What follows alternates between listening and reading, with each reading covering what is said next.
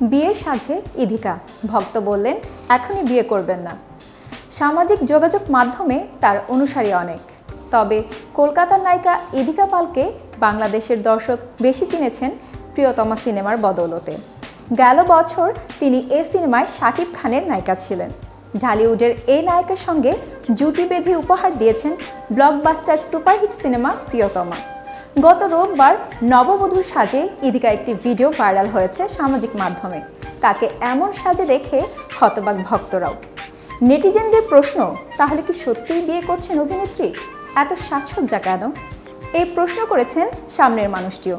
উত্তরে বলেন আমার বিয়ে। এরপর বরের নাম জানতে চাওয়া হলে নায়িকা বলেন মহাদেব। এই জবাব শুনে তো বোঝাই যাচ্ছে নিছক মজার ছলেই নিজের বিয়ে এবং বরের কাল্পনিক নাম বললেন ইধিকা। ভিডিওতে দেখা যায় মেরুন রঙের ভারী লেহেঙ্গা পরেছেন ইধিকা। সিঁথিতে মাঙ্গটিকা, হাতে বালা, আংটিতে পুরো দোস্তর বিয়ের কোণ ইধিকা। সবচেয়ে বেশি নজর কেড়েছে তার মায়া জড়ানো সেই হাসিটা। এতক্ষণ বার্তা বৈঠকের সঙ্গে থাকার জন্য ধন্যবাদ। নতুন নতুন তথ্য ও সংবাদ পেতে বার্তা বৈঠকের ইউটিউব এবং ফেসবুক পেজের সাথেই থাকুন।